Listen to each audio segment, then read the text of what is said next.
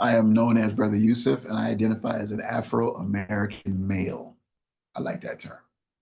You're such a wealth of knowledge. Um, that it's like I'm okay if this goes, it doesn't have to be the prompts.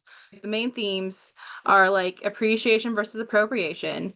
So blues is a Black American, you know, legacy. It was created, it wouldn't be existing if it wasn't for Black Americans, but now it is mostly participated in by people who are not familiar with the Black culture.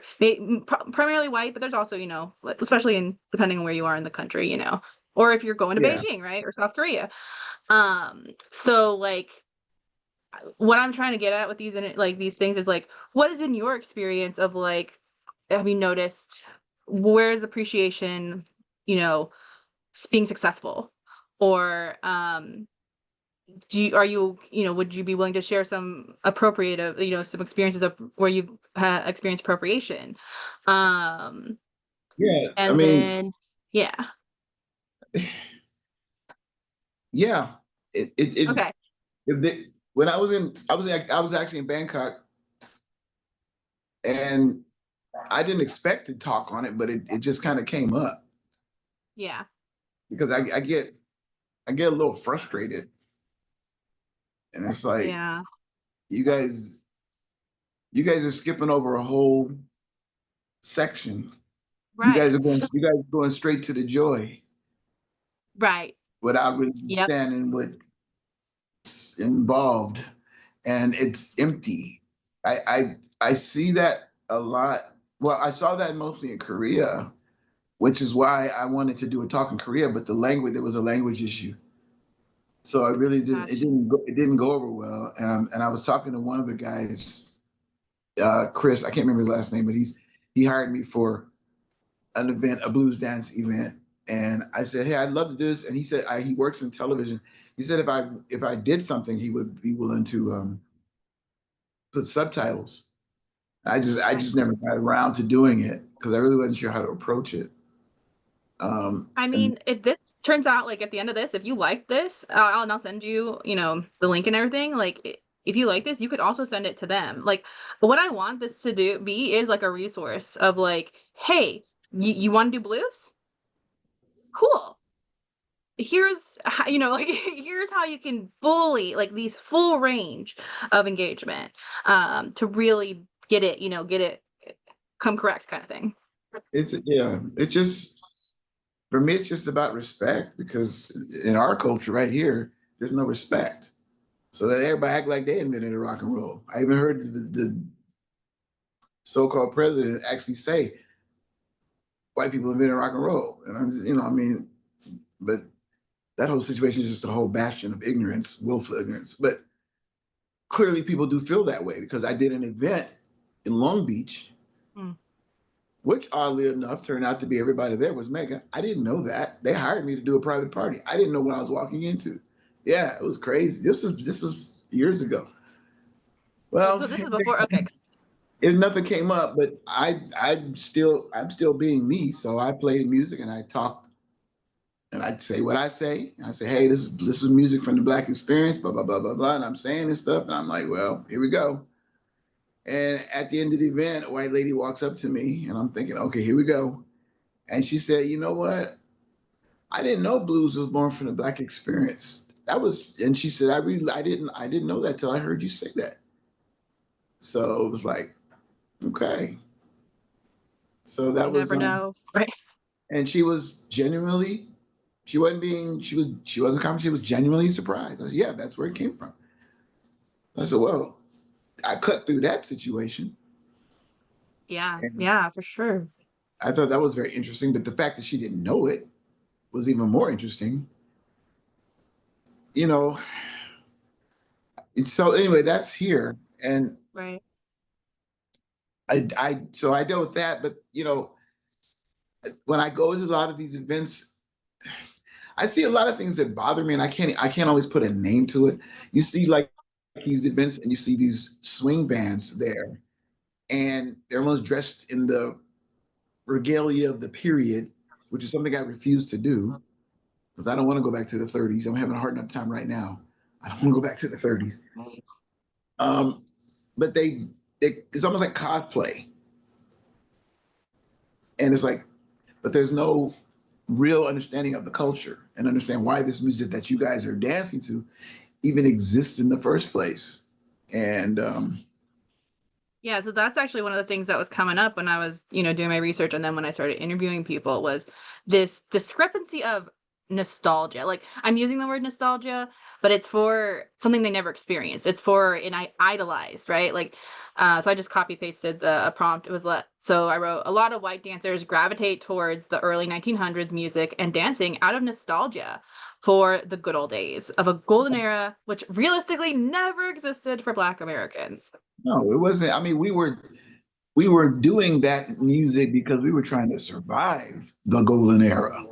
We were trying to get through the golden era, and that was our healing, you know. And it wasn't necessarily that we sat around saying, "Hey, this is our healing." No, they were just we were just doing our thing, and it just kind of popped up out of the necessity to express yourself in the few areas where society will allow you to express yourself. You do it in such a genius way that it influences everything after that. I mean, they wouldn't let us thrive, and they wouldn't even let us play sports on their fields until we showed them we were better than them. We created our own baseball teams, and our leagues were way better. So they said, "Oh, we got to do something about that." You know, um, basketball, they wouldn't let black folks play basketball. We just dominated the whole thing. So I mean, it's like, we just I always like to say the day after slavery, we just said, all right, let's go. What are, we're gonna be a part of this. Not for the sake of we're gonna be better than you. We want to be a part of this thing. Oh, you don't want us to be okay, well then we'll do our thing over here. And then we do it over here, and then it thrives, and then the people over here get mad and they burn it down. And it's like, what the heck, man? First you tell us you want us to do that, and then you burn it down, and then and that happened all over the country. So going back to sports, when they brought Jackie Robinson in, which I'm not going to put that down because that was important. It was an acknowledgement, but when they brought Jackie Robinson in, it destroyed the Negro Baseball League. All those black owned businesses went away because you know sometimes segregation is not the best thing per se. If you don't want us to be a part of your world, then fine, we'll go over here. And then when we do better, you get all uptight. Then you destroy it. It's so. Otherwise, just let this place be what it's supposed to be. But we're not going to do that. We're not going to do that. That's why we're in a position where we are. In my opinion, that's my opinion. Yeah, so so under capitalism, it's like they don't care until it's like, oh, we can get your money, or we can like secure you, like if we can get you to work for us, then we're gonna make money off of you, kind of thing. Have you so one thing I found very interesting about like the music side of things is that everything was race records for a while until they realized they could capitalize on, oh, if we start being more specific, then we can like really hone in and get things. Are you willing to talk about that? Do you have much you want to say about race records and the transition out of that? Well, okay? Okay? You're talking about like So it wasn't capital. called blues at first. It was just everything was under race records. Well, before that, it wasn't even a professional thing. It was just our thing. We just go to work and we come home and we get together and we sing and party, and it was just kind of our thing. We weren't really trying to be professional musicians and artists. And then someone said, "Ooh, and then it was just really funny about this music. It came about out of the necessity to heal and free a people, and it did such a good job that even the oppressors like, oh, we like that too." So, and then naturally they say, well, we can make some money off of this, and they started doing what they're doing, started recording people, and then like you say, race records came about. They took our art form and sold it back to us, and sold us record players to play it. you know, so they just made just you think about it. So, and then they said, you know what, we like it, we want to do it too, we want to do it too. So they started doing it. And then, you know, I grew up in the 70s and I thought, like a lot of people, we were going to be okay. Civil rights was back here. We have, we're going to be okay. We're just going along and we're just doing our thing. And, and you have like in the late 60s where the music morphed into R&B and then soul music came, which is the music where black folks were learning how to love each other because it was love songs. We talking about loving our relationships and trying to get with our partners. So we're trying to do that. And then in the later 70s, you got funk that's kind of become more prominent, and that's black joy. Now we're gonna have a good time. We thought everything was gonna be all right. And then hip hop was kind of being born through that period because you had disenfranchised kids who really wanted to basically stop fighting each other. And then they just come up with this culture, not even just the music, but the culture of hip hop. And we're gonna have and that's just black joy and then the 80s came and that's when everything got weird because and I was just talking to someone about that. In the 70s, we thought everything was cool. And then when Reagan came in, it smelled funny. I was in high school and I saw Reagan and I was like, wait a minute, I thought we were done with this. It wasn't in your face, but it was real subtle. And it was subtle enough to where black folks, it was familiar. It's like, oh, wait a minute. And we knew, of course, we knew Reagan because he was governor of California and he was a prick back then, if I can say that. Yeah, So, you're good. yeah. So it just, and sure enough, Reagan was exactly what it'd be killing the middle class, taking jobs. It's just the whole thing. You just see it. Because before Nixon was gone, corruption. Okay, all right, we're gonna get this right. 70s is here. Let's have a good time. Disco, woo, all that kind of stuff. Um, which again was Black Joy, but it became even it got commandeered and appropriated and taken over and became this commercial thing. Because disco was what we called dance music. We used to go to the discotheque. We weren't doing Johnny. We weren't doing John Travolta. We just call it disco. And the white folks came and said, "Oh, we like that too." Again, we like that too. And and the next thing you know, they got disco duck and all kind of nonsense, and it was yeah. So anyway, so here we are in the '80s. Hip hop's kind of coming up along, and rap music starts to take on a more conscious tone. It's like, oh, okay, so and it's like this is pretty cool. It's also black joy, it's black consciousness kind of coming together, off the edge of funk and all that stuff. And then you have the R&B music, you have people like Prince and Michael Jackson was starting to blow up bigger than he was as a kid. So black music was in its prime. And you had white artists too, and that's okay. I always like to say appropriation is not always a bad thing. Appropriation is cultural collaboration until the collaborators act like they invented it. And that's the problem I have. So with things going the way it is, um, pretty soon, whereas you had probably one of the last groups was who was the one? Public Enemy, yeah, Public Yeah. Enemy, very conscious. A lot of the other music, KRS-One, like you don't even hear about KRS-One anymore, but his music was very conscious. All these other rap acts that were really popular, and after Public Enemy, Fear of a Black Planet and all that stuff, that was heavy duty. And then there's the rumors. I don't know, we don't all know if it's true, but there's the rumors of the record industry getting together with someone in the prison industry and saying, you know, and I don't know how that came about because again, I'm not sure if it's, but we can make this music that'll help fill up your prisons, basically. And then gangster rap came along, and at first gangster rap was okay because its gangsters got stories too, but it became exploitative. In the '70s, going back again, in the '70s, Hollywood was struggling, and Melvin Van Peebles did Sweetback, and on his own, He had directed a few movies, but he did it on his own money. He took it around the country, showed it, and the industry saw how it blew up. And they again, here we go. Hey, let's see how we can get in on this.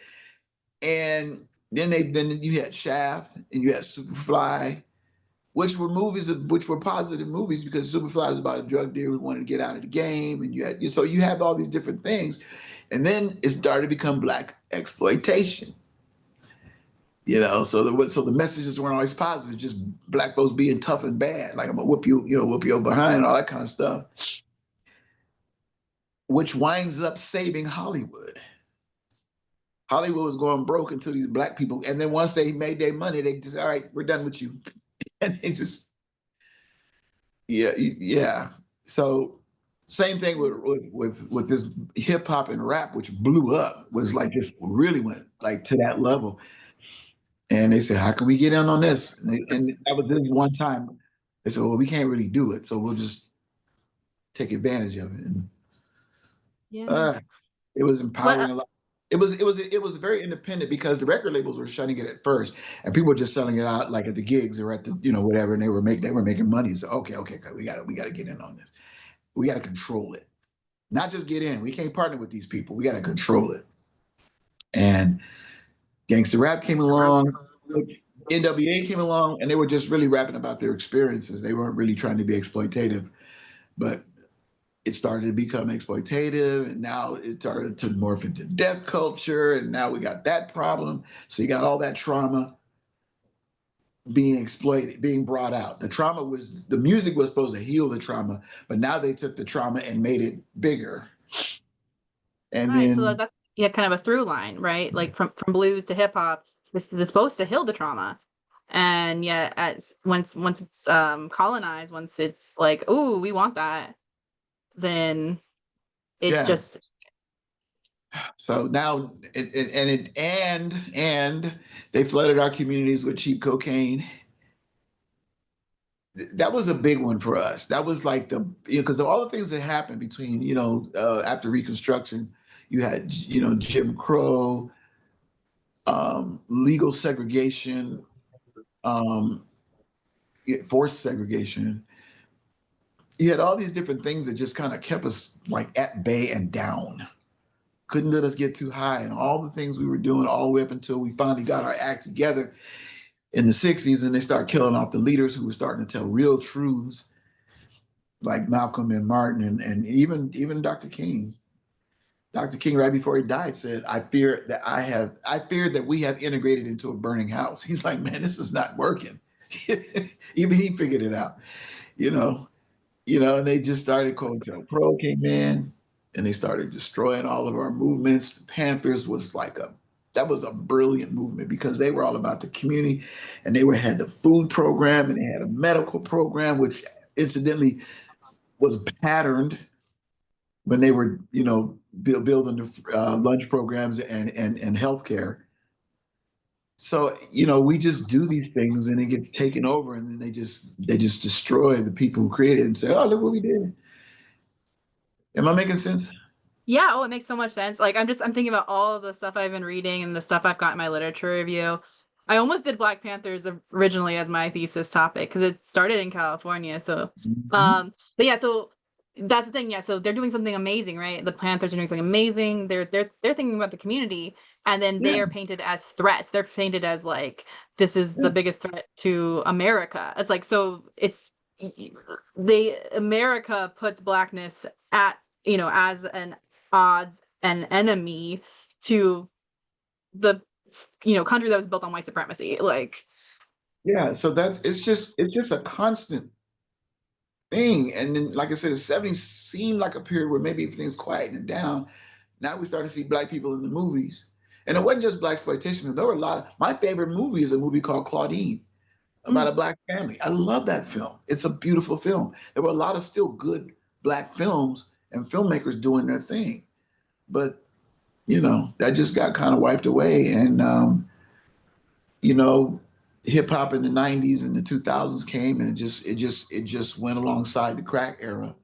They flood our communities with crack, trying to make some money so they can fund their so they can fight the little wars in Central America, and you know, and they that was like a major blow that I still don't think we've recovered from, because now you have two generations, maybe three out, and you have a situation where you had families, no matter what the status of a family. I remember being, again, going back when I was younger, no matter what status you were in the black community, whether you were a lawyer or an accountant or a worker, you teach, a thug, whatever you were, you still you could walk down the street and just say, "What's up? How you doing?" And everybody knew their place, and it was like it was no problem. And that just went away, the crack thing, because that took, and families were still together, even if you had problematic situation where people having legal issues and so on and so forth. They still were being responsible, and families were still being together. So they're raising their kids as best they can. um and there might be some other little things mixed in there too, but what happened with that was, when you flood this community with this cheap version of cocaine, which, by the way, the white boys would get the cocaine and they would get a slap on the wrist if they got caught with it, and we got mandatory minimums, Right. go to jail for The life, and, prison industrial slavery complex. private prisons come into play. Yeah, it's just you see the pattern. You see the pattern from Reconstruction on to today. And then you realize, and I think a lot of us are realizing, and we don't want to, but it's like nothing has changed. Malcolm X, my favorite quote: "Racism is like a Cadillac. They bring out the new model every year." Well, I forgot about that one. So Yeah, here we it are. just Here we are in this situation, and it's as soon as anyway. So yeah, so all that's our history. That's the history, most of the history. And what I was going to say about the crack era is, you have a whole generation who were raised, you have a whole generation of children who raised themselves, which is not a good idea. And then they have kids. And then now you got a whole crop of young people who are just on top of the trauma, and no one, so you just have this really bad situation. So you have that right. over there. So now you have all this other stuff that was appropriated and taken, and taken as if it was created. I've even heard people tell me that they know folks who thinks Duke Ellington was a white man. I've heard that. So it's like, What? so yeah. So all this brilliance that we left, and when we created an art form, we sometimes had to move on for commercial reasons because it got flooded or controlled, or too controlled by the white capitalists. So we moved, blues turns into rock and roll, and then of course that gets flooded. All right, well, we got to go over here and we got to make R&B. Fortunately, R&B kind of stayed black for the most part, and then soul music. So it kind of stayed, and it stayed with us. And rock and roll kind of did its own thing over here with rock. And fortunately, we had Jimi Hendrix, who had to kind of straighten everybody out, say, no, it's still black music. so, um, and then funk came along, and so you see, the thing, how the lineage goes, how we just grew. Jazz became what they were doing in the 30s, and big bands, and they say, you know what, we want to make a different kind of jazz. We want to make an intellectual jazz. You can't dance to this kind of jazz. It's real. You have to it's really difficult. You have to learn. A bebop comes along, and then you just go in, and you get stuff like Monk, and then John Coltrane, and all these. Just how it becomes what it becomes. Right. And Can you speak to the intellectual jazz? Sorry, was that Black American choice, or was that white? no, these Dizzy Gillespie and Bird and all these other cats. They said, we're going to make a music that's really intellectual, that you can't dance to, because we're tired of these big bands coming up. For every white big band that for every let's see for every black big band that came along, 10 white ones came along. And again, it just whitewashed the whole market. And for every black big band, everybody in that band was a virtuoso. But the white big bands, maybe two, three cats are really good, and the rest of them just kind of following along. So So they were it, showcasing their virtuosity. I don't know if it's yeah, virtuosity. yeah. Okay. So this and the tragedy of it is that even Louis Armstrong didn't get it. He didn't Mm, understand. He figured he eventually he did, but he's like, oh, what? And that happens. You create a form. He's like, oh, what is that? I don't want to, And then they said, no, no, we got to check this out. And they, once he realized he can play over it, and they worship Louis Armstrong, but he at the first he didn't get it, and the music just changes, and it changed again, and now I don't. Jazz is kind of it hasn't. It's different. Like I say, everything's different now. The way the industry is marketed is totally different. So mm. so 'Cause, sorry, again, as a dancer, I've always wondered why there was jazz that I'm like, why is there jazz that exists that I know are played by, Black Americans, but from the culture that I can't dance to. So that actually makes sense now. Like that helped just that clicked some pieces into place for me. yeah, it was a mental thing. It was Yeah, we're going to emphasize this mental side of it. We're not just it's not my I, you want to make something that's not mindless. This is it's a very difficult music to play. A lot of theory, a lot of stuff involved. That's not that you really got to know your stuff to be able. right. So it's like They're engaging on a different level. right, and Yeah. so that's what it is. So just jazz just changed into different things, and it's definitely a different. But the stuff from the 30s and 40s is what seems to be like, especially in Europe on the dance scene. A lot of these bands just latch onto this stuff, which is great, no problem. Do they know the history beyond just the players? I don't know. I've never talked to them about it. I was when I was in Bangkok, there was some European cats, and I wondered, do you guys really know what you're doing? Do you know what this music? You know what this music represents? Do you really? And I never really bothered asking. I don't feel like getting involved in that discussion. I just and yeah, you guys are dressed like you're in the 30s and 40s. I don't know. So it's just maybe it's just a personal thing, and I should be like, oh, they're presenting our culture, but the thing that I brought up in Thailand was again going back to what I said earlier.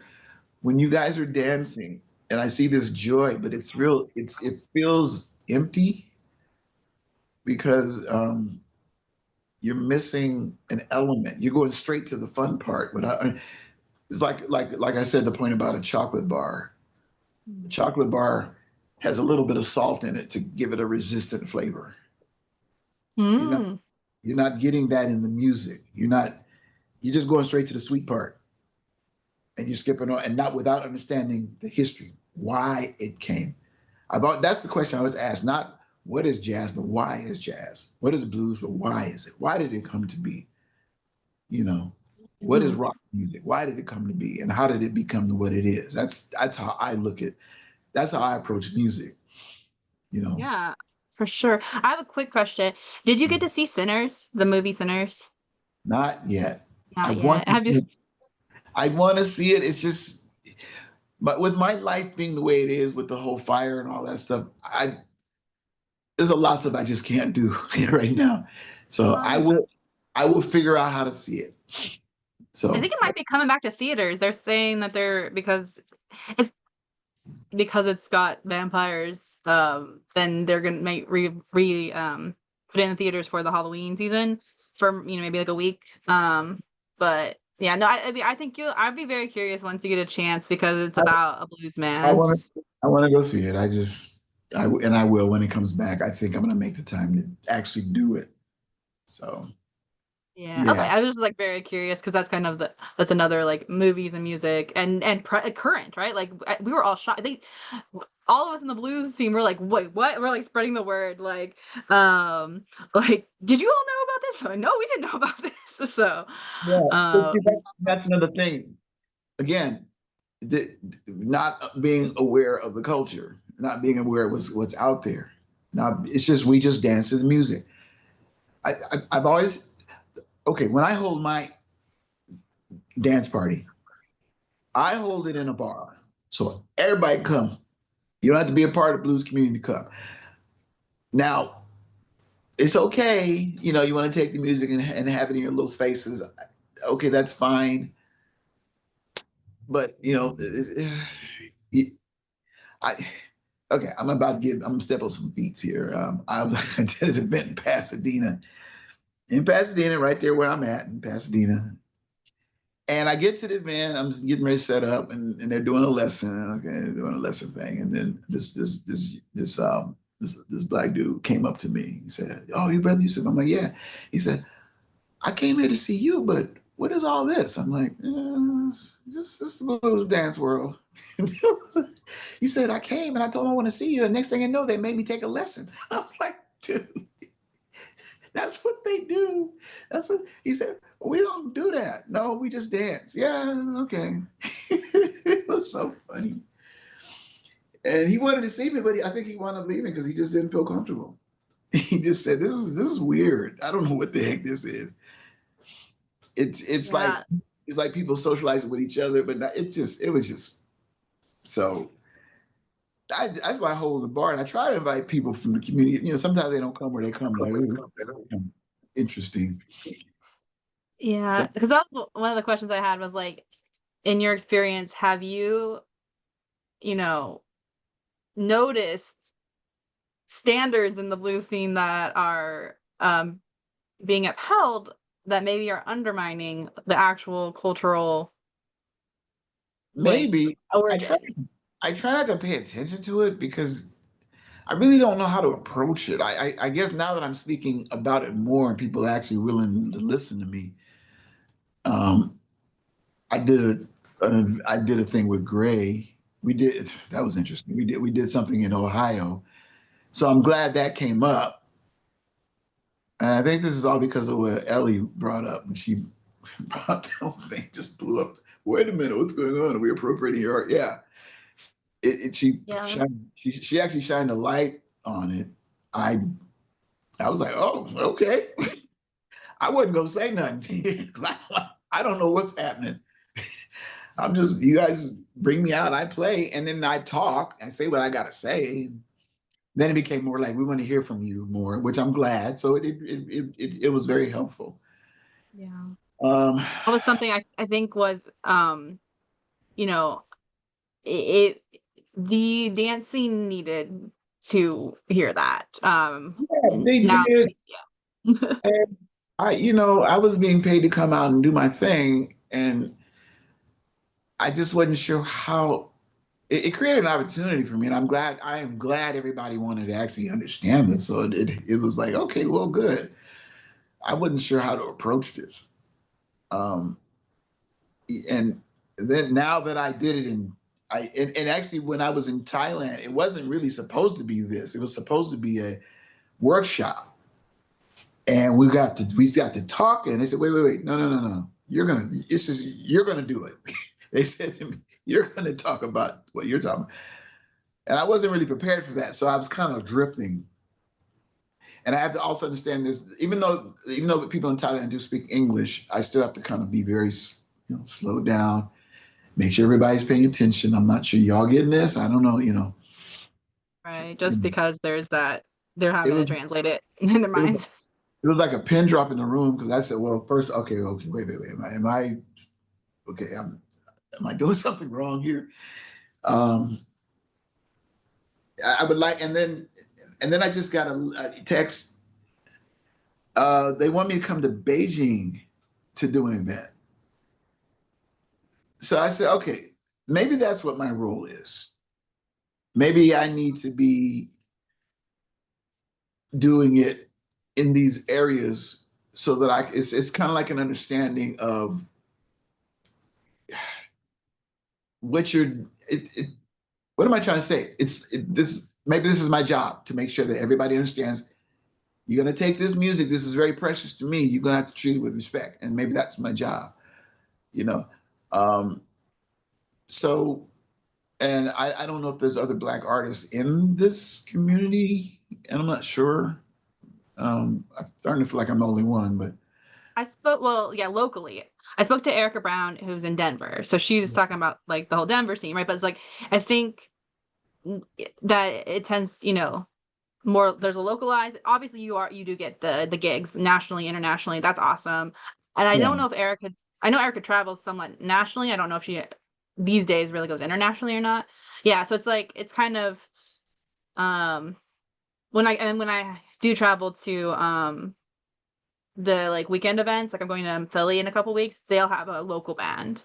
Or like people in the New England area kind of thing. So it's kind of, yeah, you're kind of separated in their own, localized areas in a way. I was happy to meet Marquise Knox in Denver. Was it Denver? Yeah. So that was good, and we met. We met each other again on the blues cruise. He's not necessarily. I don't know if he's necessarily part of the blues dance world. I'm pretty much steeped in it, pretty deep. I think he's just an artist who plays everywhere, and he just happened to come get hired. Which I said, great. Y'all need to hire some more of these black blues bands. Let us work in our genre because it's hard. It's not harder because a lot of us don't want to hear it no more. We don't want to hear it. We hear it, but we don't want to hear it. We don't want to hear it in a pure form. Some of us feel like that's that old stuff. Some of us, blues for a lot of black folks might not be a strong enough medicine. Because back in the day, it was the medicine of the day, and the music, and it changed. And hip hop is just a much more potent form of it, and funk is a much more stronger version of it. So it's probably as it grows, it needs to feed a different form of that trauma. That's Right. because because we're not suffering from the slavery trauma. That's part of it, but we got Jim Crow trauma, and then we got COINTELPRO trauma, and some of us got the crack era trauma, and we got all of that. So we need a different medicine. We don't need to hear the blues. We need to hear something that's talking about what's happening right now. Yeah. So I don't want to consider myself a relic because I do think my approach is has a little more edge to it. I'm a guy who grew up on funk. I'm a guy who grew up on soul, R&B, and in my later years I grew up on reggae, and I liked reggae because it was the only black music at the time that specifically spoke about black um, trauma and unity on an international level. That's what I loved about reggae music because that's what I was looking for. Because for me, I needed some of that old medicine. Funk was cool and it was fun, and I went shoot Pasadena. I used to go to Maryland's Backstreet Disco, under 16 disco. I used to go, what I'm saying. But I needed something. I needed something else. I needed something that gave me a sense of black consciousness because that's the way I was, and I found it in like Peter Tosh and Bob Marley. So they're talking about black rights on a global, which I said, oh, great. This is what I needed. And that informed what I'm trying to do right now. Yeah. So, Yeah, so since you grew up on you mentioned soul as love, funk as joy, and how would you characterize blues? I mean, you said medicine, but like is there a certain like emotion that you would say or a certain thing that you would say blues is trying to encapsulate? well, back then it was just basically, again, it wasn't a professional music. It wasn't even called blues. It was just music, and there wasn't even a divide between gospel and blues. It was just music. So on Sunday we sang this. We sang about God and all the things to help us spiritually deal with all the whatever's going on. And when it wasn't Sunday, we sang about the secular stuff using the same music. So it healed what it was for that moment and that time. We were just coming out of slavery, and we were in the midst of Jim Crow, but we weren't singing about Jim Crow because we couldn't. But sometimes we could, or we were just singing. It was a music that allowed people that were denied their humanity to express humanity. So they sang about love and dancing, and they sang about everything, and obviously they couldn't, not on the records. You can't sing about how the white man's treating you bad because it was controlled. So you couldn't do that. So we just did the best we could. So it fed that need for that time. And as time went on and we started moving into the big cities, blues started becoming more electric. We started to morph into rock and roll and Louis Jordan, and then R&B, rhythm and blues. Not quite the traditional 12 bar, but more sophisticated. Lyrics still kind of on the light side, still nothing too heavy. It wasn't until the '60s when the mess, Sam Cooke singing "A Change Is Gonna Come," and he's probably only doing that. And they actually, unfortunately, when he passed, they edited it, but he was on a path to try to do his own thing, so he wanted to do that, and when that happened, that opened up that door, and Black consciousness was coming into play, and you know, Yeah. so blues depending on what you're talking about, blues in Chicago and St. Louis and Memphis and Gary, Indiana, and up in the north, and then blues on the West Coast out here. It was trying to feed the urban reality. So the music was louder, more heavier, um, you know, more entertaining, more of a show. We just got done working at the steel mill. We want to go have a beer and we want to see a show. We don't want to see some cat on the front porch just playing a little. We want to see a show. So you got Howlin' Wolf and Muddy Waters who put on a show, you know, Huh. and same thing on out here up in Oakland. You had all these other T-Bone Walker was out on the West Coast. So it just kind of, and then slowly it just kind of drifts into different things and starts to become more R&B esque and more soul like. Soul, which also stole a lot from the church. The only thing, I mean, only thing to stay pure was the message is in our music is gospel, which is also the only music that stayed Black even to this day. That's the only music. Our spirituality stayed Black. So, for what it's worth. Um, Huh. yeah. Now So I have a question. Yeah. doesn't mean you don't have white gospel or spirit, because there's a lot of that in country music. But actual gospel music with the choirs and all, that's us. That's us. And Definitely. Yeah. and you can thank Andre Crouch and Sandra Crouch for that. They were the ones who kind of brought it on this level. The A lot connection of kind people, of crackled. Was it on Andre Cratch? Andre Can you say what I Crouch mean? and Sandra. A lot of people don't remember who they are. I can't believe it. Those guys, Andre Crouch was brilliant. He was like the father of modern day gospel. He used to work with Billy Preston, the hot, like Oh Happy Day. He worked with Edmund Hawkins. So Andre Crouch also dabbled in secular music. Like if you listen to Man in the Mirror, Oh. the choir is Andre Crouch.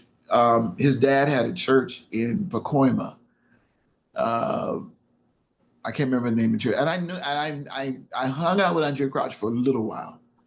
Um, so I was kind of, but he was really, really big. He and lots of Grammys. His sister Sandra Crouch changed gospel music with some of the work that she did. A lot of the if you listen to the color, if you watch The Color Purple, the original movie, a lot of the gospel stuff that's them.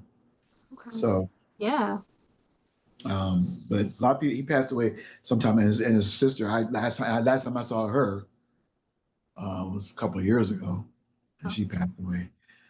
yeah. But anyway, so yeah, yeah. So I have a question for you. What like your Fatback Blues man, like what drew you to this, or what like what initially drew you, and why do you stay other than before this new thing of talking to people? Like what like caused what attracted you? To talk about it. Or no, to blues. Well, Just to okay. I blues. mean, it's pretty clear what I want. I mean, okay. When I was teaching myself how to play, I was trying to learn everything, and I really wasn't that good at everything. I just sucked at everything that I did, or at least I thought I did. I was like, okay, I can do stuff. I can play a little bit. Um, but I learned blues first, and then tried to venture into all other kinds of. And I went to see. We saw we saw everybody. Me and my friend Raynard Franklin. I would like to say his name. Um, he was the one who got my journey started when I was a kid. I saw the Jackson Five on television, and I said, "That is so cool.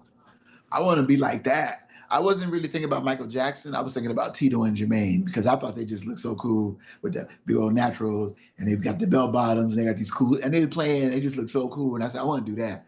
So that was my like, like, oh, I want to do that. That along with I'm a little kid, and that along with the Sanctified Church. When we go visit my grandparents in Bakersfield, my brothers and I, my younger brothers, we'd hang out. My grandparents were the type of black folks that go to church, like every Sanctified Church of God in Christ. You go to church every day.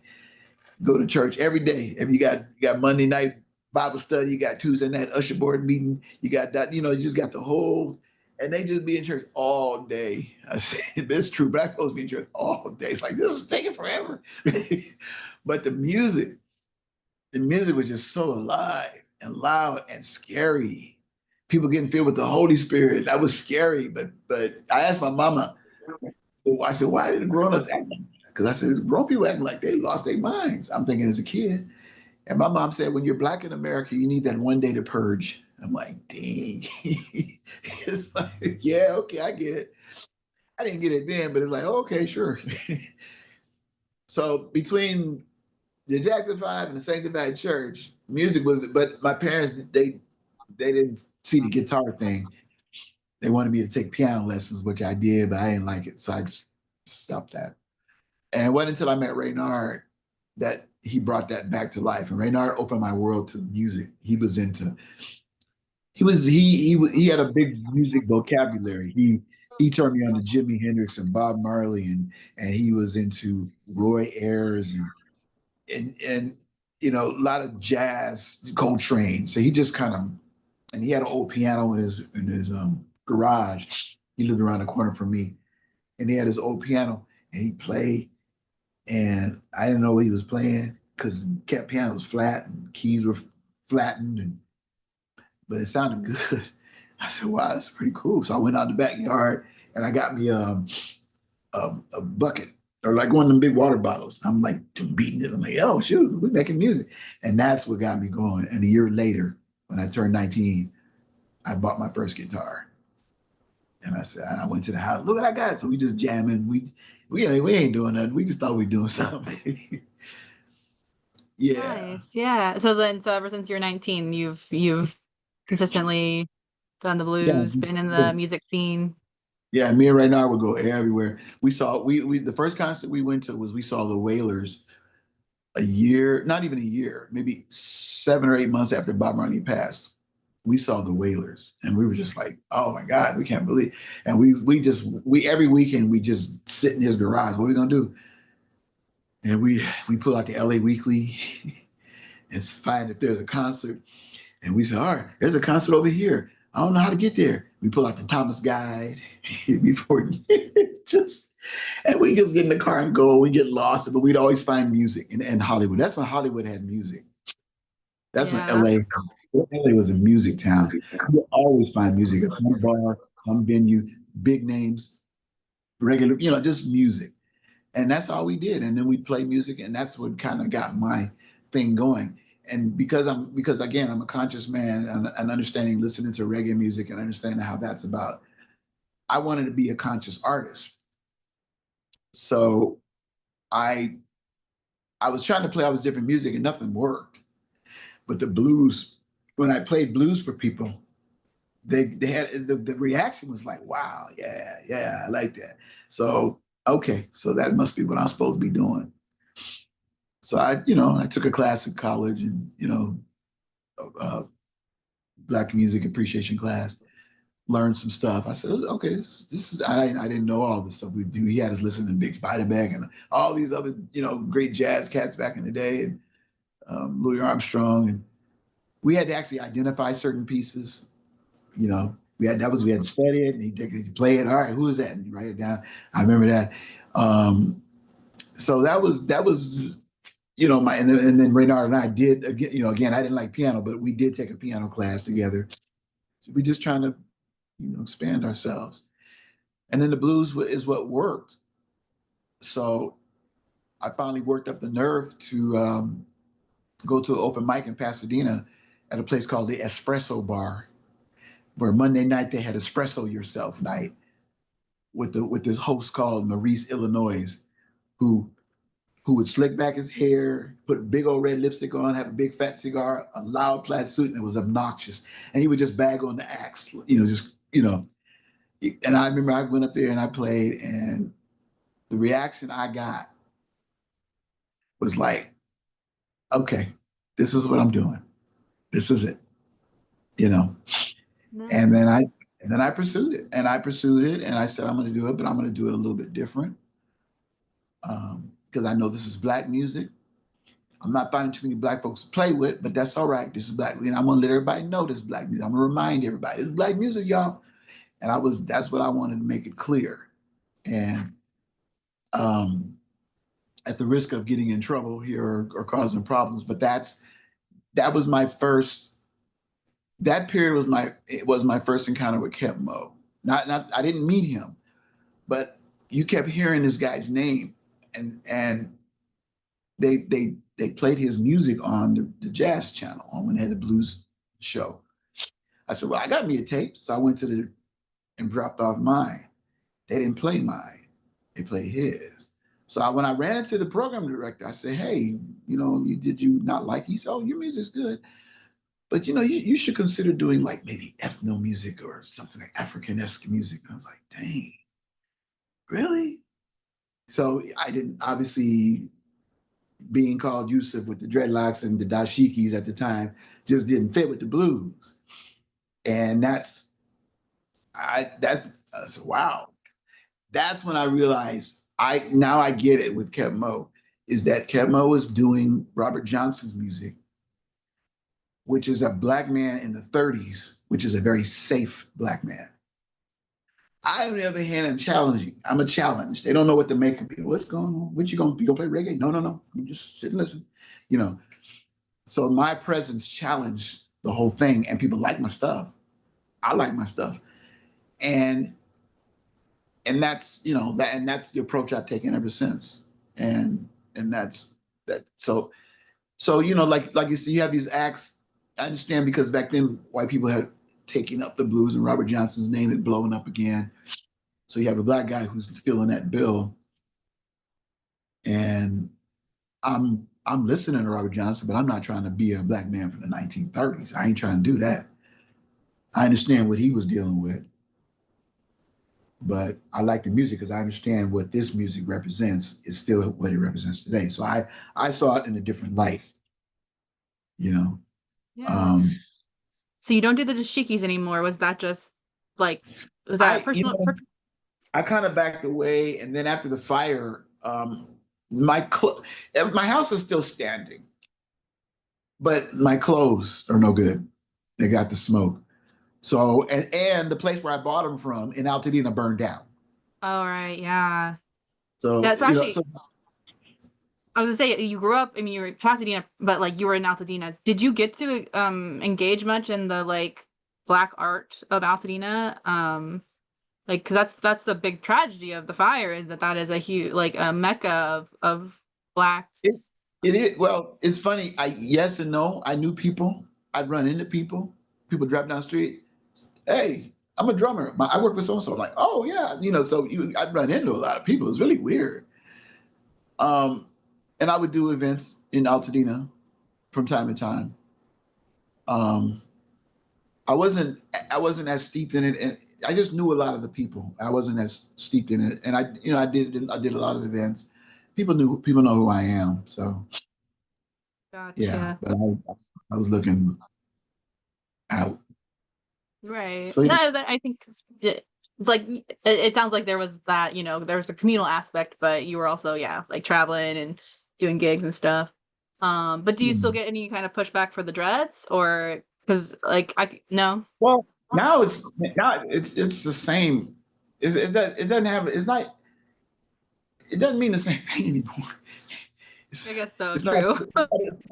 it's not as subversive as it used to be. I don't know. Maybe I should cut them off. I don't know. It's And just you part of my mentioned that you're like, identity. maybe I'll just start a new set. Yeah, maybe I'll grow back gray. I don't know, but it's just it wasn't as subversive as it was then at the time because I would shock people like, oh, but now it's kind of normal. which is fine. Just like when the Afro came out, it was like, what the heck's going on here? And then everybody got it. So, you Yeah. know, And so is like, I know you said you may cut them off, but like when you started with the dreads, was it because of like because it's reggae, there's a also like the spiritual element. Was it kind of like connected to that and all? Because that's the medicine that really fed you, or part of it. Yeah, it's just another black expression, and I wanted a part of that. And I knew it took guts to do that, especially when nobody else around was doing it. And I didn't understand it when I first saw it. I saw Third World on Soul Train. I love that band, Third World. And I said, "What's wrong with their braids? They need to fix their braids." I'm not understanding everything. And a friend of mine, dear friend of mine, Bridget Bailey. I haven't said that name in a long time. She went to UCSB, Santa Barbara. And she came back and told me all about all that stuff. And even in her religious studies class, they even have a textbook on Rasta. And she gave it to me. And I was like, whoa. And I wasn't really the religion part. I was because back then I was trying to be a Christian guy and I was not trying to, but I liked it's like, dang, I like this. And then the food, the Ital food, and which is more vegan-esque. I said, so I just started gravitating in that direction. And I said, I'm gonna do that. And I yeah. did. My family didn't know what to make of me. They didn't know what to make me. They said, what's wrong with you, boy? Like, we didn't raise you this way. No. Well, Uh, pretty much, yeah. Why are you doing that? And back then, I had a business. I used to screen print T-shirts for a living. I did shirts for the city of Pasadena, school board, family reunions. I did all that stuff back in the day. yeah. And my dad said, "You gonna lose all your business?" I'm like, "I don't think so, because I'm an artist, and they think we're weird anyway, so it's okay." so It's fine. it's all good. So yeah, Yeah.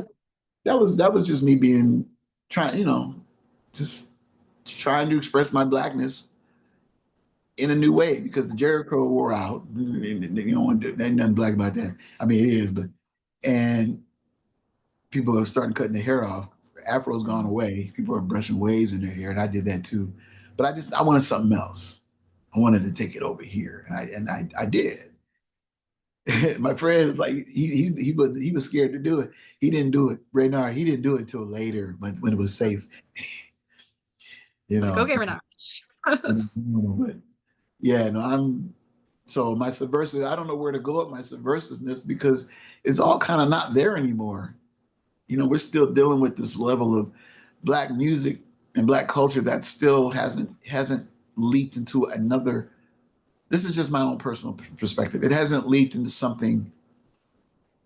I don't know how to explain it. To my knowledge, other than the music changing, there's nothing new that has leaped on the scene that expresses our struggle today, except for the fact that rap music has changed into this like dark death culture, and now gangsterism is is acceptable, and the thug life, I I know like Tupac did the whole thug life thing, and I'm not gonna say I'm an expert, but I kind of understand what may have been trying to do. Maybe he figured he's trying to reach that, but I personally I think it backfired if that's what was happening there. I don't know. I just kind of shied away from that because I didn't understand it, and you know, and because you're talking about a generational issue where suddenly I'm not. When I was a kid, you had elders. Well, elders don't get respect. It's so we're just really kind of in we're really in a messed up spot, and we haven't moved to the next thing. And I'm wondering if what is going on now will move us to the next thing. I don't know. That's I don't know. I wonder about that. So we're Yeah, just that's a sociologist. Yeah, it's like whereas like as a nation we're kind of stalled or even going back, right? Like they're trying to make America great. Like they're trying to go back to a time that was really like it was not great. So it's like we're kind of stalled, but I think it's rough to that, the intensity, but I think that it's kind of like a rocket. You kind of it's like that build up to then be like hope, like I hope that it becomes something where like a consciousness nationwide of like it doesn't matter, we're all being oppressed, like look, like don't think you're safe. Like Yeah, um we're kind of stifled right now, and I don't know. I so I'm stumped right now. Um, and it doesn't help that my life is at a place where I am not living my life. I'm stuck. I think that fire is a representation of what's happening because I'm stuck. I can't do me. Yeah, I'm living in a hotel. The insurance company won't fix my house properly. They want me to send me back to a unsafe situation. right. So, and I'm Maybe, trying. yeah, I'm you're trying in a to. I was going to have my daughter and granddaughter move in, but I don't want my granddaughter to be in that position. She's only 9. right. Like these are things that you know you're in a holding pattern, but hopefully like as I this like the GoFundMe and everything will help to like combat these this lack of care from the government, from the those in the positions of um authority, and like hopefully community care can come together and help really get Social you where you need to be. social media is a two-edged sword, like a lot of tools. What bothers me because you're thinking there's this thing that's where people can express their selves, but you didn't take into account that sometimes the worst of people will express the social media is the only platform where in the most intelligent of perspectives and conversations stand side by side with the most darkest level of foolishness on the same level. No one sitting discern and say, well, this is stupid and this is it's it becomes and we and that's hurting everybody. That's not hurting the black community. That's hurting the doggone whole culture. Willful ignorance is like cool. Willful ignorance is Right. a virtue, and then and it was it just verifies your stupid position if you have a stupid position. I don't know. Right. Echo chamber, right? Like you're just justifying your own, yeah, like doubling down on things instead of like kind of expanding and seeing You things at a fuller picture.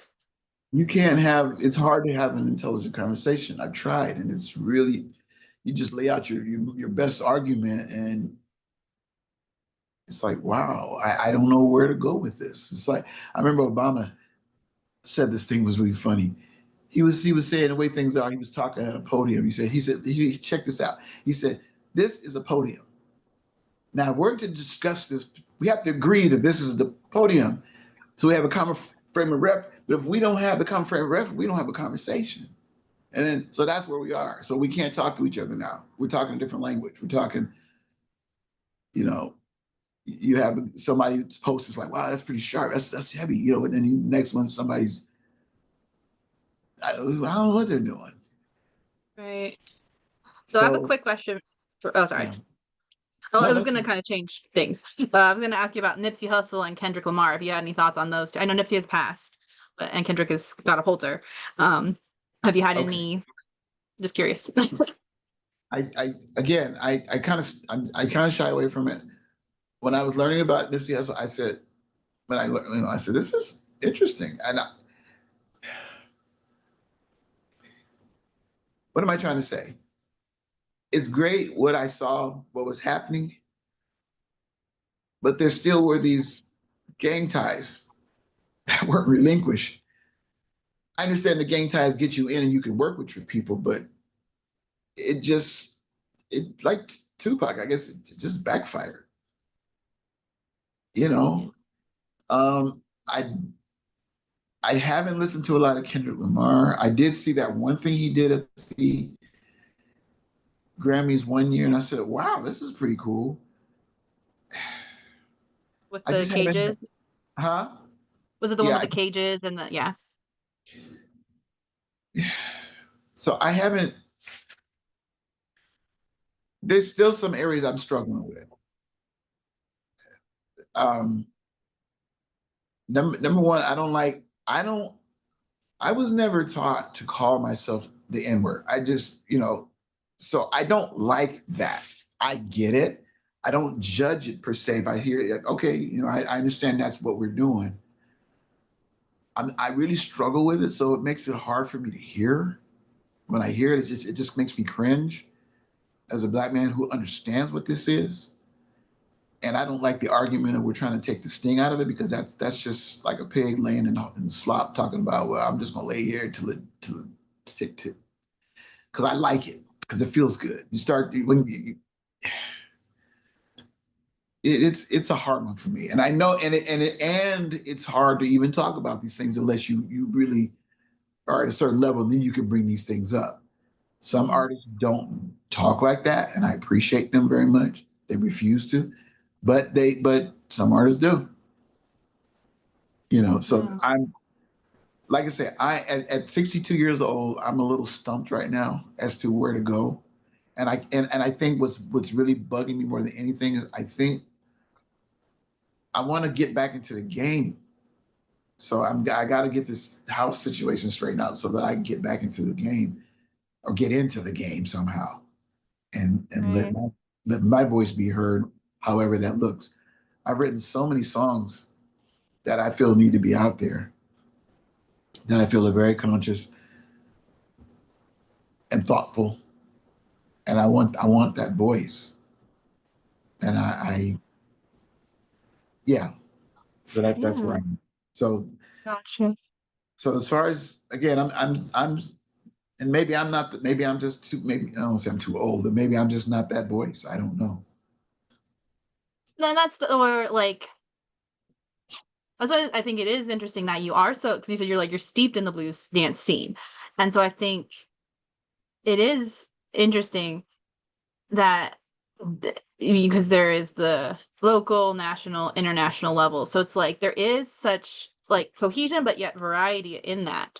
So it is very curious. Like you get to, you're speaking to people who grew up in America, you're speaking to people who grew up in Asia, like it is very interesting. Like it is, I mean, I guess it's not so different than those who tour music, right? But like it's a very like people who are like, we want to dance to your music. So it's like such an interesting And maybe like that's my job. Maybe that's my job.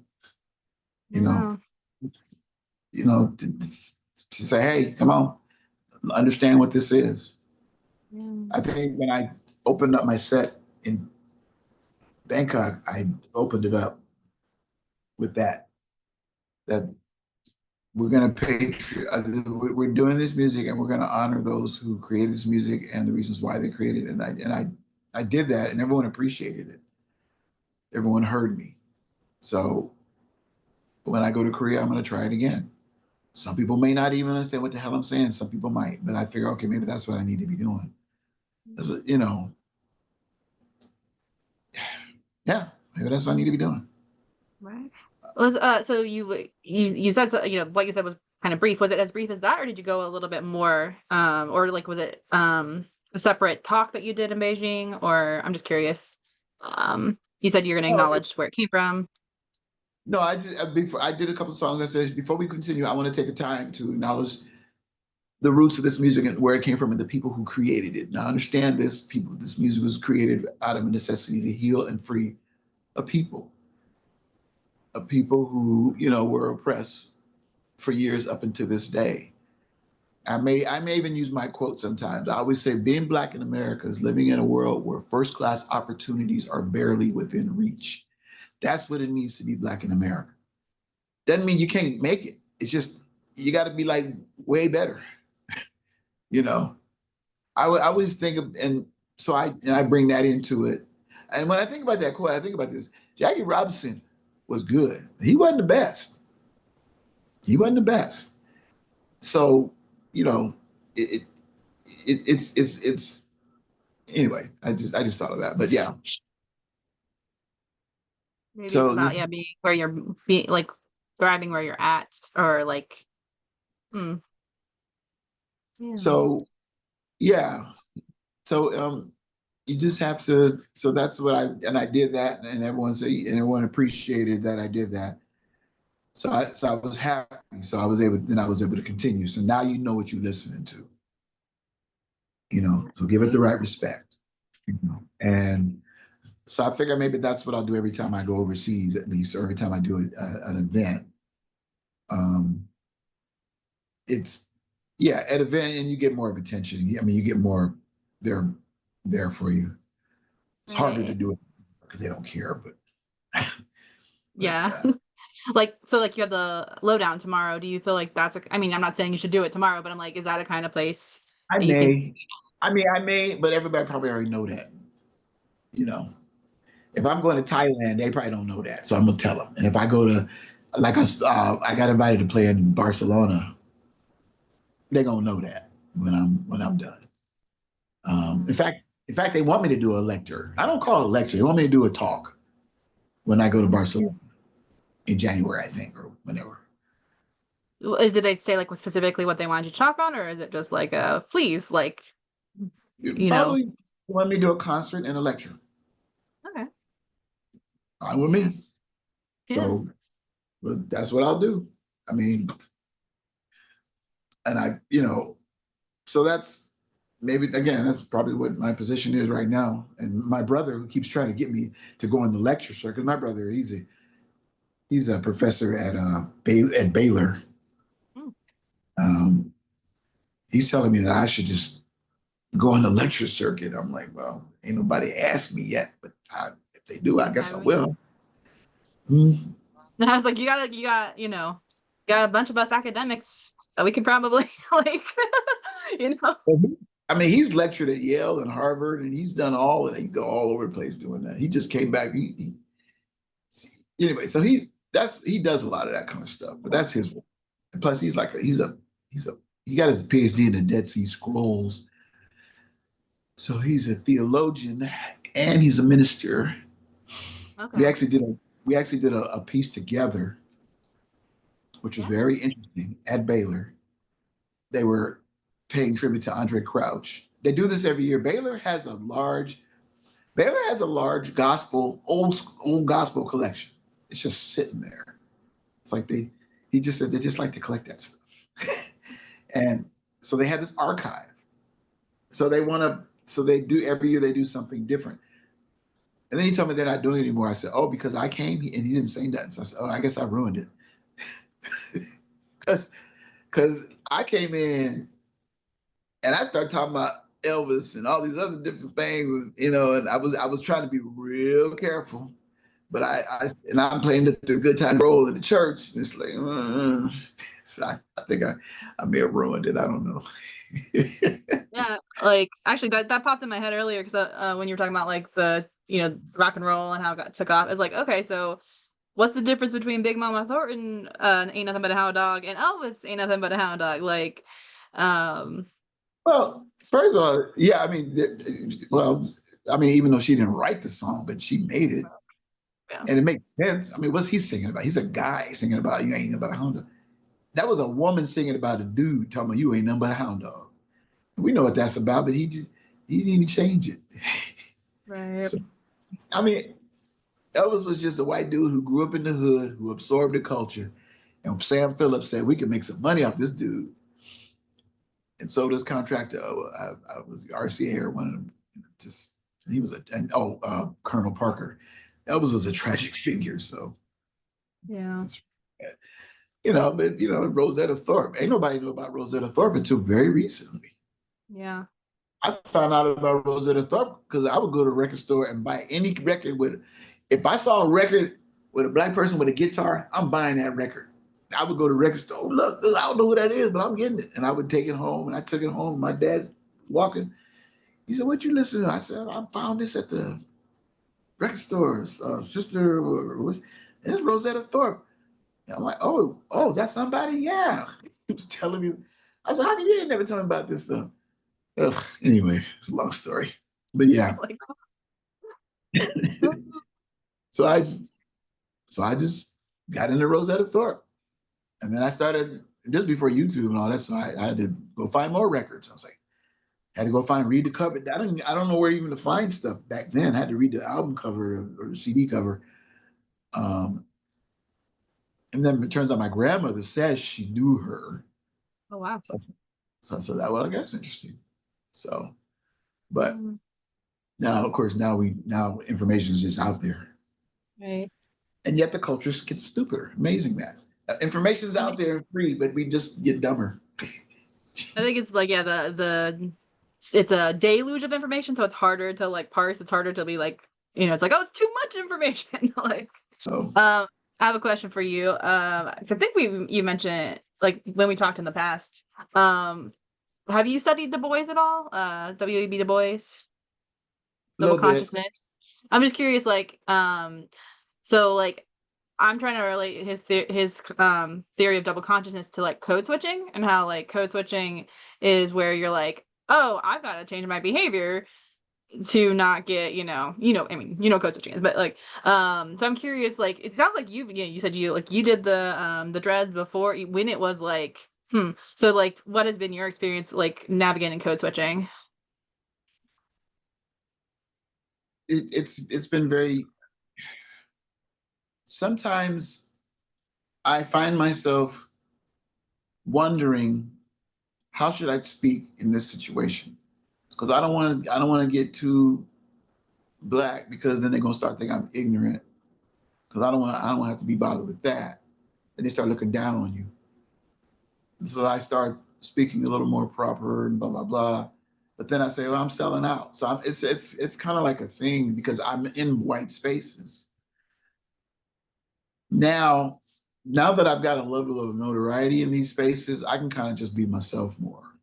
So then I can really talk it up and not worry about what they got to say about it. But especially when I was at Downtown Disney, I was kind of like, this is the first time I've ever been. Other than when I had my T-shirt business, Downtown Disney put me in front of a whole lot of white people from a whole lot of places with a whole lot of accents. So I wasn't sure how to handle myself. So I was like, I you know. So, but as I got more into my world, I'm like, this is how I'm coming. So I kind of have a hybrid. I can kind of. It's so funny when I was in Thailand. I was talking to my friend. I met a friend. She was hired to kind of be my person to help me out, and she's Indian. She's Thai Indian. But she has a complete Indian accent. Like, oh. So we were talking, and I said, "Oh, so you mean?" So I started talking like, yeah. She's like, "What?" And I've done that to people. They go, what did you just? Oh, my friend in Yasul in Korea. She speaks good English, and we were talking. I said, "So you understand what I'm saying?" She says, "I can understand about maybe 60% of what you're saying." I said, "Really?" She said, "I pick up a few things here and there." So I said, when I talk like this, I said, "What's up? What y'all? What y'all?" And I started doing like that. She said, wait, what are you talking about?" She couldn't understand me. I thought that was very interesting. I said, "Okay, so you get enough of what I'm saying, and your English is great, but and unfortunately, I won't learn the language. I just my brain. I Right. should, but I'm old. I know. I was like, it doesn't help. Age doesn't help.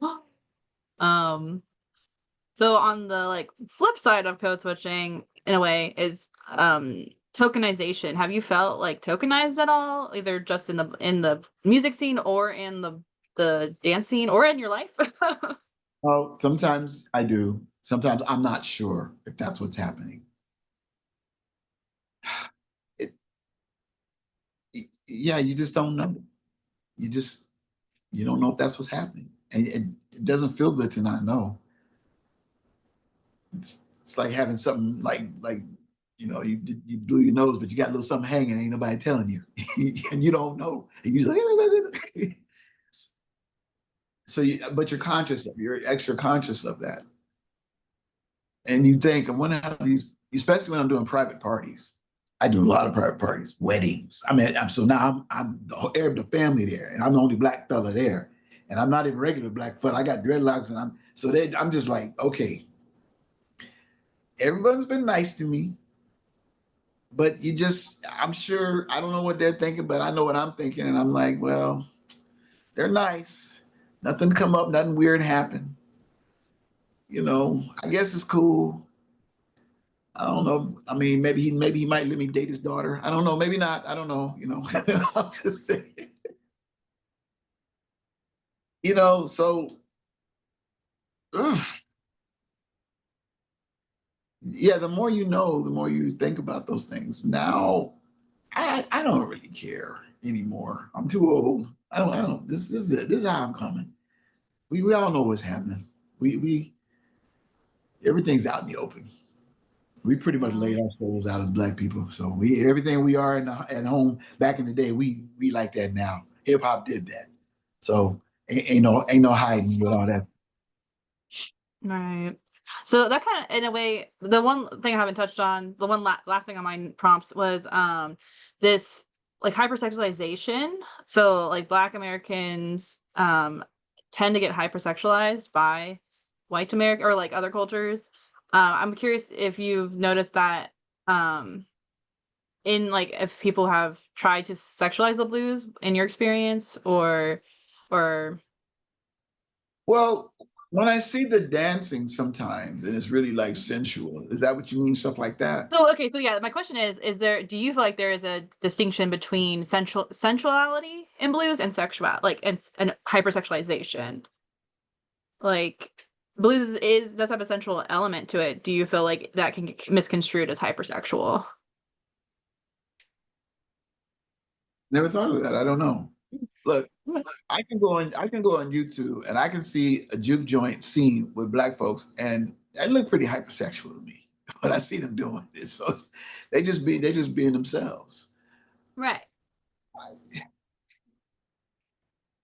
So you're kind of is there like a novelty effect There of it? so yeah, let me kind of flesh it out. So, especially if you're raised like white Christian, is very puritanical, and so there is something like, oh, I can finally be, like is there's this like tantalization of seeing people being so in touch with their bodies, being so in touch with like not being scared of being in physical contact with each other. That's like kind of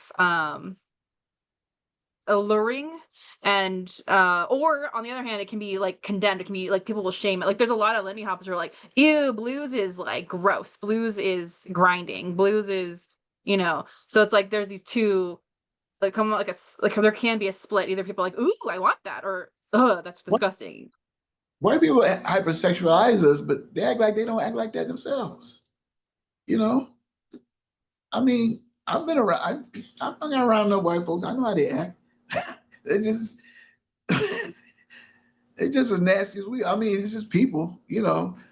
Um, Jesus, I've never thought about it. I guess. Um, that's interesting. I guess I'm gonna think about that one. No, and that's actually like the kind of like with my other interviews, people are like, people are just like why like there doesn't need to be so like categorized, it's like people are coming together to be people. Like, why do we make such a big deal? Like that I is an mean, element. I Like, remember, I remember being a teenager. We'd drive around Altadena, Pasadena, and talking about where the party at. They said they go party up the street around the corner. We go over there, and they just bumping and grinding, and that was it's just us at the party, except for maybe that one white dude that's like raised around black people, so he's kind of black too. It's always that one guy. You're like, oh, that's Jimmy. Jimmy cool, you know. So, but it's I guess it's okay. the projection of morality is kind of what I'm like there's like No, that's maybe what I'm trying to get at. It's like it doesn't have to be a morality like thing, but yet that is often projected at it. I've never thought about it. I guess I've never thought too much about it. I mean, I guess they think we nasty. I don't know. It's interesting, but they're no different. I mean, I'm not light skinned for no reason, you know. You know what I'm saying? So, Mhm. No, yeah, and that's the thing, like, because I'm asking that, and I know that you're coming from the musician side than from like, but you guys, you say, yeah, growing up as kids, teens, you would go out to parties, go dance, like, and I think that's the thing is like people coming to social dance, they're coming to it as like a hobby, right? As opposed to like, we just lit, like, hey, we're just hanging out, we're just trying to find have a good time, we're just, like I never heard it put that way. It's like a hobby. That's interesting. You're right. Yeah, like it it's a doesn't get hobby. talked about, but it's a hobby. It's not a hobby. We would Saturday. Let's go. We're gonna party. We heard there's a party down the street, and we go and we just have a good time. We not There's no hobby. We just living. It's our world. That Yeah. is so interesting. Right. So that's why I think there's a compartmentalization. They're like, oh, I'm just coming to the like in America, I don't know, like you're talking about like in other countries, there's obviously a different experience, but like I think in America, people are like, I am going out to, my hobby and I'm going home and I'm not like, it's not part of the everyday. It's not like just a part of their, it's like a purposeful, like, you know, Yeah, right? that's that's a whole perspective. I guess I couldn't put a word to it. The first event I ever did was a swing event, and I just didn't know Yeah. what I was looking at. I was like, Yeah. that I was know it was how a people are. it was a swing event, and I said, I didn't know. I said, what these people doing? I said, what these white people doing? Oh my God, what is going on here? And they kept saying, you're playing. They said you're doing it's a swing dance. So I'm playing what I thought was swing music. And they said, you're playing too fast. Okay. Well, what do you want me to do? Slow down. So I'm playing, dude. And I was like, well, that's kind of well, it's all blues. I get it, but you want me to? So I said, you guys don't even know what you're talking about. you, But you, see, that's at Idle Hour, you get a lot of Lindy Hoppers. I don't know if you realize that, but it's like you play blues, but they like the Lindy Hoppers are like taking over the place. like because it's all blues. Here, Lindy Hop yeah, and swing, and it's all blues. It's the same thing. It's just they just do it different regions, da da da, and all this stuff. Yeah, it's swing dance back in the day. The dance was a little more formal, a little more. I guess Lindy is more acrobatic.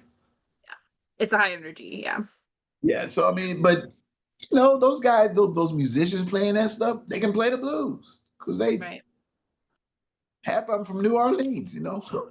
So Yeah, it's yeah, that's man. yeah. That's an I, interesting. So yeah, this hobby angle, it's like people will be like, I am a Lindy Hopper and I do not blues dance, or I'm a blues dancer and I do not Lindy Hop. It's like they try and compartmentalize. I have a problem with that. I really do. I had a friend. I was at a blues event in Korea, and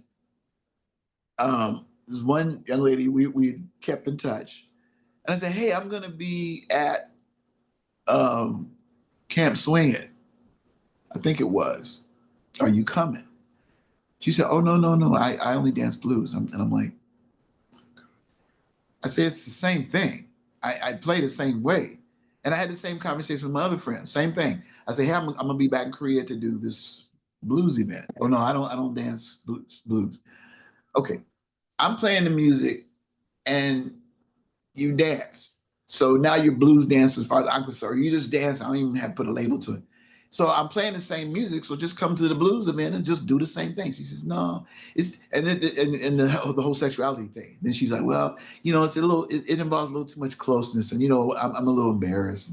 And, we Koreans are embarrassed. And I'm like, then just come see me, just something. And and again, I tell my other friend, I said, well, just come hang out. And she said, I checked with my friends. They said I shouldn't go. I'm like, oh no. Oh, come on. You all need to stop. That needs to quit right now. So yeah, I guess you're right. Hobby. I was at Joe's one time and they told me, well, I said, Brother Yusef, I ain't never seen Lindy, blues, and swing people on the floor at the same time. I'm like, I don't know I don't care who's on the floor. You could be out there breakdancing. I don't care. You just go out there Yeah. and dance. Y'all, yeah, you're making me think about a lot of stuff. I guess I would show up at these events and I would just kind of go, And then because I said they really don't understand what's happening. And I remember this one thing. I remember watching. The family was sitting together. And we were watching Al Green on doing whatever show it was, and Al Green did a move, and my dad said, "You know, white folks don't understand what that move is." And I thought that was a very curious thing to say. I said, what do you mean by that? My dad said that. He said, white folks don't understand what that move means. Whatever he did, whatever Al Green did. And I just said, and I was a kid. I thought that was very interesting. But yeah, so I guess that sigh that I give is not because I'm happy to be here at these places. I'm happy to be giving this music out and showing everybody. I just want you guys to really appreciate it properly, not in a formal way, but just in a way when you understand. You meet a new friend, you respect, you get a new lady or whatever dude or whatever, you you get to know that person, you get to know the ins and out of that person, you give it the respect, you give it. I just wish, I just wanted to be that. So if somebody from the 1930s in the juke joint happened to go in a time machine and drop in, they can fit in too. You know what I'm saying? Instead of because they'd be like me, like, what are they doing? I said, I don't know, man. They just told me to come. So, And you know, that's actually why I would say like a place like the Lowdown is a good place to say like the same thing you say in Beijing, because you get people who are like, maybe they already know how to dance, but they like Lindy Hop doesn't talk as much about the history. I think they're finally getting better about it, but blues is ahead of the game, and we're still struggling. And Lindy Hop is newer to talking about like the history as opposed to we saved it. And so I've actually heard people say, "Oh, this is like this." Lindy Hop came from white people invented Lindy Hop, blah blah blah blah blah. And I'm like, who says that? And they say, yeah, people say that. I'm like, no. yeah. So it's like I say it doesn't hurt to say it at the start if because it doesn't hurt because you never know what dancer that's their first time hearing it because like I didn't hear it until I was like 5 years into dancing that I was like, oh, that makes a lot of sense. Like so then I've spent the last 12 like should learn more about that. So you never know. Maybe it should be a requirement. Every time you sign up for a class, you have to read this book. Right? Like Blues People by Leroy Jones, or all these other different books, or read the autobiography of Yeah. Malcolm X, or, just that should be Yep. like us. All right, okay, you Got my heard this whole class. stack right. Here's, Got a whole stack of them right here. all Well, I don't know. Do you know Chelsea Adams? She's now in Utah. She and Damon like do they curated a blues and jazz book club. There's a website that's still right. active, and so people can. But that's the thing is like that's the blues people tend to be more nerdy because they're the ones who are gonna want to like dig deeper, and those who don't really want to dig deeper tend to like, okay, this isn't for me, and they kind of like drift off. So It should be a requirement. You hand out the autobiography of Malcolm X. You got to read this. there you go. Yeah. Come back next week and we'll start dancing. Nobody come back. Right.